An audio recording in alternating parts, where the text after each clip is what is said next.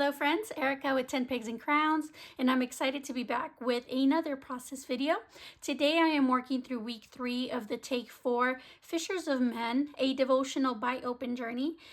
So if you want to find out how I created this page, go ahead and stick around as you'll see me struggle with just a very easy entry because I did not put in a lot of work. A lot of this was already done for me, so I'll show you what I mean. So let's jump into it. Okay, so let me go ahead and put this video on fast forward, and today I will be working on week 3 of the devotional Fishers of Men. It's Mark 16, 15 through 18, and earlier I had mentioned that a lot of the work was already done for me, so this is what I mean. I actually, because of the scripture that says go into all the world and preach the gospel to every creature, I wanted a background that had some kind of like globe or directions or mapped kind of vibe to it. And so I was going to use some stamps and create my own background, but I couldn't really find something that I was looking for. So I remembered very vaguely that Ingrid had included some background artwork for one of her past kits that had kind of like a compass on it. And so I literally dig through all of the digital files that I had, and I didn't actually have to go very far though, but I did start in the wrong end of it, I guess, because I did end up finding it in the Beautiful series, the 5th issue called Trust, and it is part of the background digitals that is available on her shop. So I'm gonna go ahead and link that below, but that is the background that I printed out. I actually sent it over to Office Max because, like I've mentioned probably in other videos, the printer that I have doesn't do a very accurate color print, so I really wanted the colors that she had in her background. Here I'm just lining up my print onto the page or my booklet because I want to see how much I need to cut off or where it's going to fall or where the cut line would fall. So I was gonna eyeball it at first, and then I decided against it because I didn't want to cut off the actual compass. So what you'll see me do is actually close the booklet and then use a pencil on the back side of this drawing to kind of make a marking of where I want to cut the page out. So that's exactly what I'm going to do right now, just very lightly because I don't want it to show up on the other side. When I do this technique, you'll see me hold it up against the light just to double check that the image that I want is within the lines that I drew on the back side. So that's just kind of like a little hack to make sure, double check where your cutting line would end up on.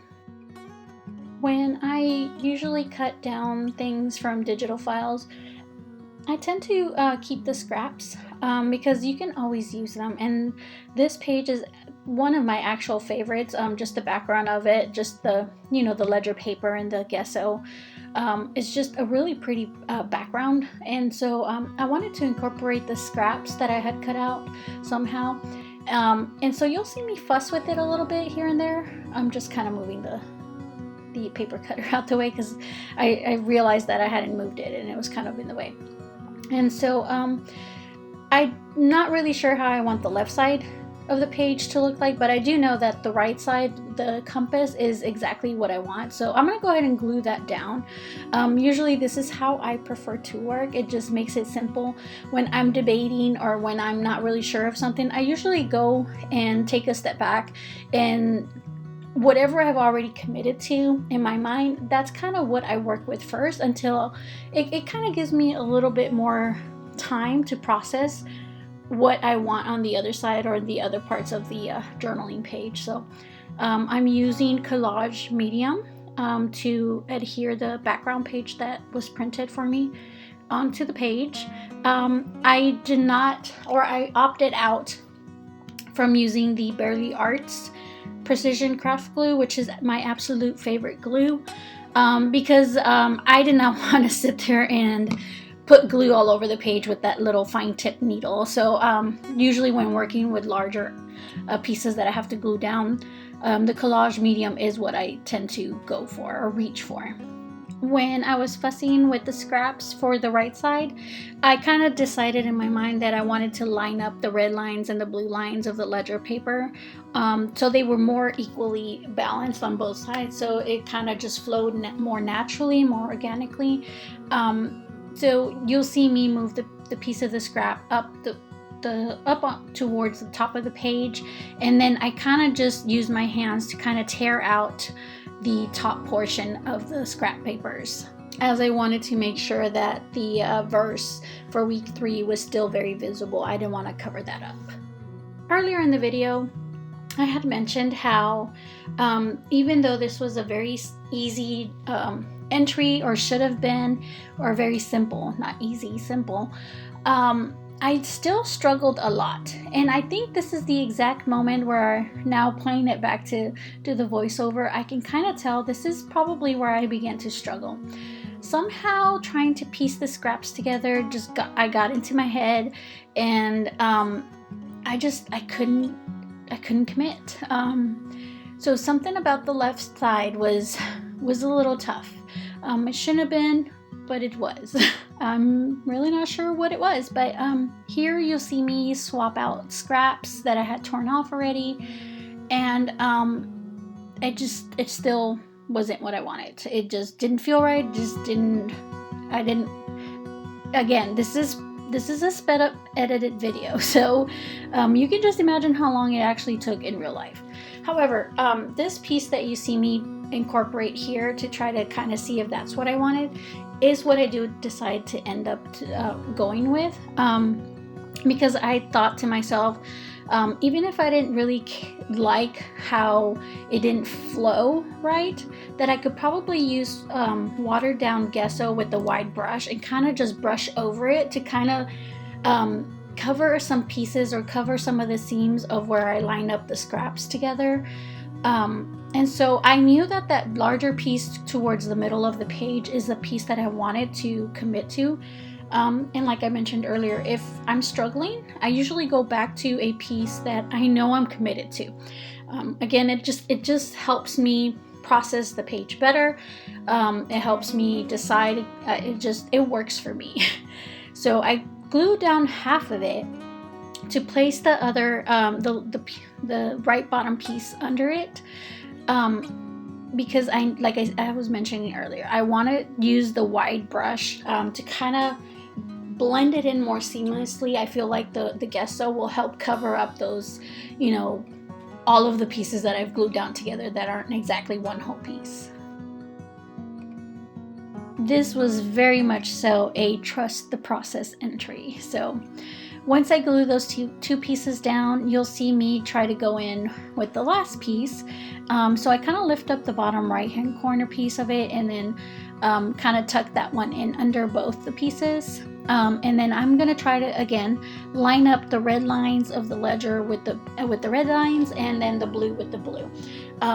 Because as much as it doesn't flow, I feel like if I cover it up with gesso and some of the lines match up, it'll be easier to kind of blend it in more seamlessly if the lines kind of line up with one another.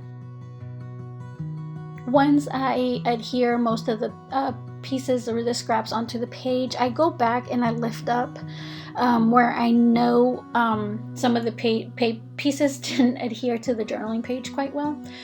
So I just go back and add a little bit more collage medium to make sure that they are very well adhered to the journaling page. I don't want it to lift. I do leave this out to dry because when I've used the heat gun, I tend to see that it kind of bubbles up.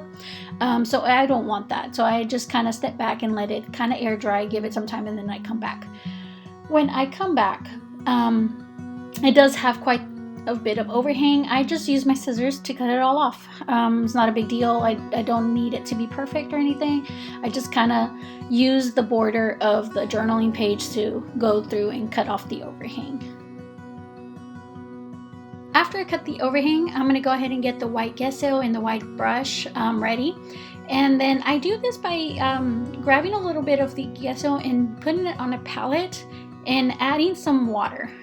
This will help make the gesso more fluid, So, and that's kind of what I want, because white gesso on its own is going to be really, really heavy and really dark.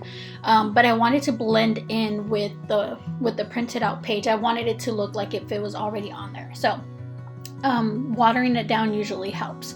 And as you can tell, I just, working by adding layer after layer, I am very pleasantly surprised at how well that actually worked. So I do add a little bit to the middle of the page because I wanted it to flow a little bit better, but I know I didn't need a lot more. So as you can tell, like if you step back, that actually looks like it worked. So you can still kind of tell the seams are there, but I was kind of hoping that after I added the elements, that there would be a more seamless flow. So moving on from one struggle to the next. Again, should have been a really simple entry, it just was not. These are all die cut elements that I had pre-selected, thinking that those were the elements that I wanted to use. And as I'm placing them onto the page, I'm realizing I really don't want to use these at all. Okay, better said, I don't want to use all of them. So what I do is I just go ahead and start clearing off my desk from the elements that I don't want to use. I take out the Fishers of Men stamp set. I know I want to incorporate this somehow, so I just remove the stuff that I'm not going to use. Some of the die cuts, some of the fish die cuts, because I know for sure I don't want to use them. I look into my postage stamp add-ons, and I see the fishing license mini version of the element that I used in my last entry, and I know for sure that is something that I'm going to use. So I cut that little postage stamp off and I put it to the side.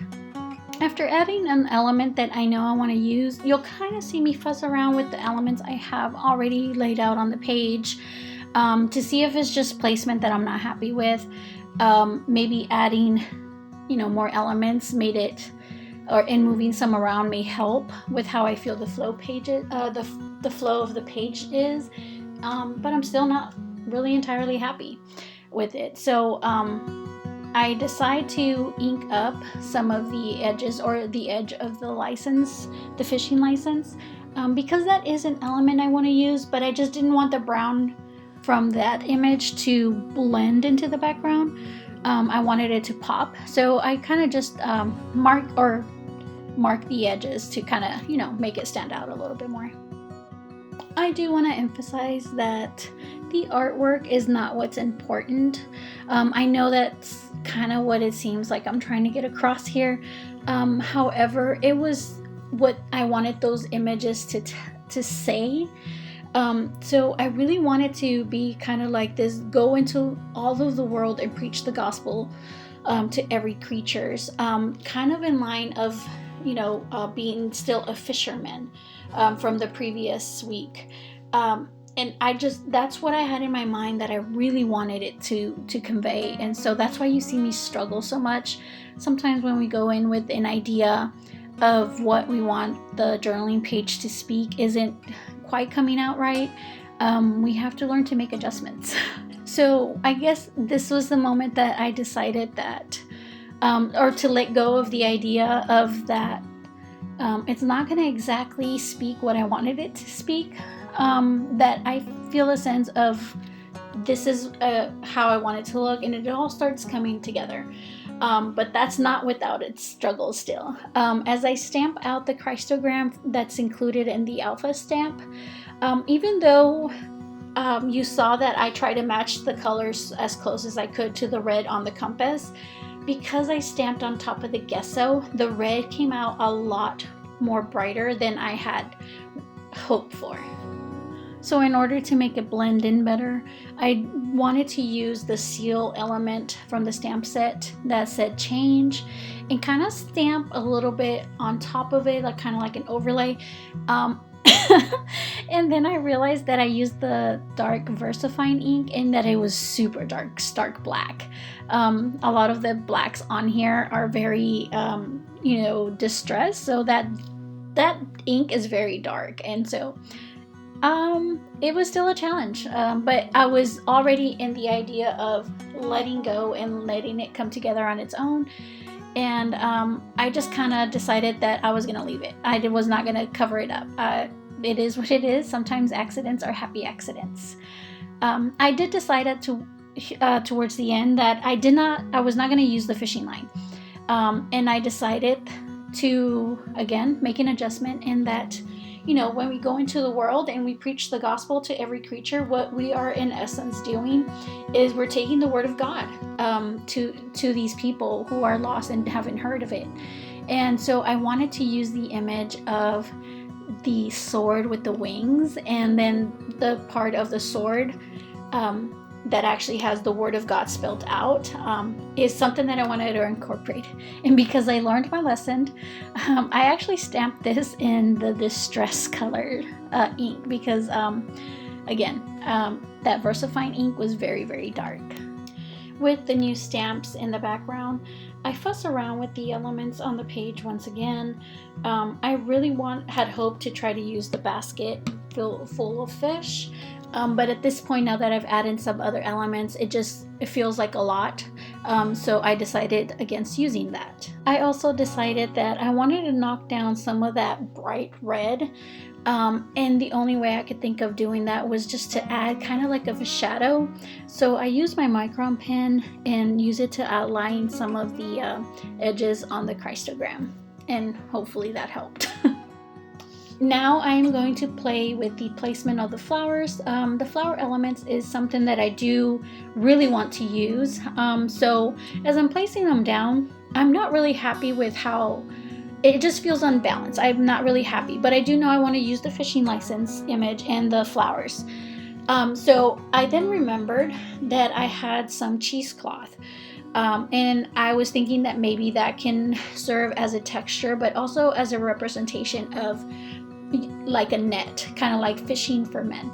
I had some white natural cheesecloth, and then I had a piece of a previous one that I had already inked up for another project that I didn't end up using. So here you'll see me kind of play around with both of them. The white one was an immediate no. It blended in with the background, and it just didn't catch your eye as much. The brown one, however, I know it kind of looks black, but it's a deep brown. I really, really liked it. I especially liked it on the left-hand corner. Even though now that the image on the left-hand corner was a larger image, I still like the effect that it gave with, the balance that it brought to the left-hand side, as opposed as if I were to have placed it on the right-hand side. Okay, so now that I'm happy, I'm gonna go ahead and play with the cheesecloth a little bit, kind of like stretch it out, because it was a little clumped up. And then I'm gonna go ahead and start gluing down the elements because I'm committed to the layout and this is how I want it to look. So I always start again from the bottom element up, from background up to the front. So I start with the fishing license and I glue that down, and I glue it with some of the cheesecloth underneath because I do want it to hold it in place, but I'm noticing that it's still kind of clumped up. And so this is what I do for the rest of the next few minutes, as you'll see me kind of just do my best to stretch it out without trying to remove it because it's already glued underneath the fishing license. There is some spots that I wanted to extend to, so because it was not naturally wanting to stay in those places, I placed just a small amount of glue because I still want it to look like it's flowy, but I don't want it to move from that place. Usually adding a very small drop to little spots usually helps keep it in place.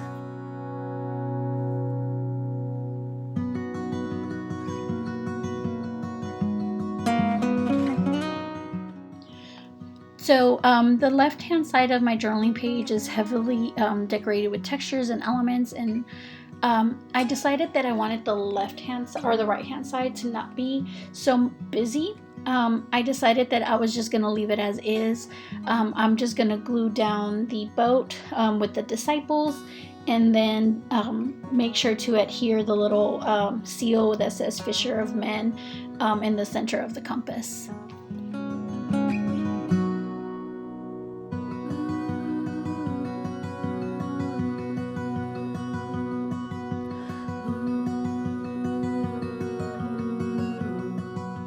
Okay, now that the background and all the elements are done and adhere to the page, I'm going to go ahead and stamp out some of the scripture onto the page.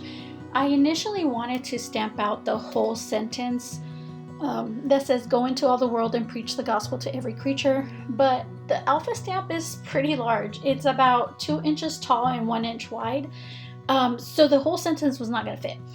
So I decided to pick some keywords that I wanted to make sure were bold, and I picked go, world, and preach. However, the third word was not going to fit in my journaling page just because the left-hand side was a very large image. So I decided to go with go and world. So even though I'm only going to stamp out 2 words, I am going to write in the rest of the verse. So I'm actually keeping that in mind when I'm placing the stamps. So I can see kind of where the placement of it all is going to fall.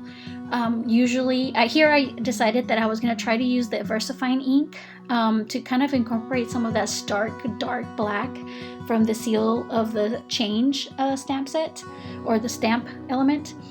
So you'll see me here prep some of the ink cleaner onto a little, like, I'm not sure, like a stamp cleaner sponge. And then as I am going to go stamp, you'll see me do like an afterthought. I really don't like how dark it is compared to the rest of the images and the rest of the colors on this background. So I was like, nope, I can't do it. So I did edit out, but I did step away, and then I came back and I decided to use the Distress Oxide Black Suit and then stamp that out. And I am so happy that I did, because again, the Distress inks gave it a more natural flow onto the page. Had I used the VersaFine ink, I would have, I think, really regretted it. When stamping out the letters, I usually try to make sure that it's all lined up somewhat on the same imaginary line. However, I'm not sure if it's visible on the actual video, but there was a blue line that I was kind of using as a guide. So it kind of helped keep it all, very in sync and cohesive. So I was really happy about that. When stamping out words, yes, I usually do stamp individual letters. I just feel like the impression that from the ink, it's a lot better. I have found that if I try to stamp multiple letters at a time, or the whole word, it just gives a wonky ink impression onto my page. Also, you will notice that I do clean off the remaining or excess ink that stays on the stamp after every stamp. I just have found that my stamps last longer when I clean them. I know that there is a big divide on whether you clean off your stamp set or you don't. But I have found that personally for me, they last longer when I actually clean them off. I feel like the impressions continue to have great quality stamping if I maintain them. So for the word go, you saw me kind of play around with the placement of it. The background has some black splatters, and I didn't know if I should cover them up or let them be. Then I just decided that I wanted to commit to leaving the splatters on there, and then that would actually probably help cover up some of the seams, and if I do some black splatters at the end of the project. But before I add the black splatters, I want to go ahead and make sure to write in the rest of the verse. And here you'll see me kind of imaginatively write out what goes in between the bold letters. So after go, I'm gonna write into all the world, but I was trying to avoid writing on the actual crease or the middle binding of the book. However, I still managed to do that. So you'll see me kind of do my best to write in the last L for the word all. And all in all, I did kind of like how it flowed. I was still very happy. Usually I'm not. I want it either on one side of the page or the other. I just feel like it flows better that way. I don't like how the ink kind of stops in the middle. It's just a personal preference. Nothing wrong with that. But after the word world and preach, that's exactly what I did. I put one word on one side of the journaling page and then the other on the other side. As an afterthought, I decided to use the script element from the Fishers of Men stamp set to add a little bit of texture, or to incorporate a little bit more red into my page. I just felt like I really wanted that red to pop out a little bit more. So I used a second generation stamp, which all that means is that once you place your stamp element onto the ink, you stamp off on a scrap piece of paper, you stamp it off once and then use the remaining ink as a second generation stamp, and that's all that means. I usually have some black medium for splatters already ready from previous projects. However, when I went in to dip my brush into the remaining ink, I noticed that it muddied the black and so it wasn't as bright. So I just added a little bit more black and then added a little bit of water to kind of dilute it and make it more fluid. I accidentally also made splatters on the little Fishers of Men seal on the compass, so you kind of see me trying to wipe that up with a little baby wipe. After adding the little splatters, I took a step back and I decided that I wanted bigger splatters. There were some giant splatters on the left hand side that I wanted to also incorporate on the left hand side. So I just grabbed a larger brush. Small brushes make small splatters and large brushes make larger splatters. So here is the finished product, and although this was a rough entry just because of my undecisiveness, I still really liked the finished product or the finished layout. So here is a close-up of the both pages, and I really loved how it turned out. I hope that you enjoyed it, and I hope to see you next time. Love you. Bye.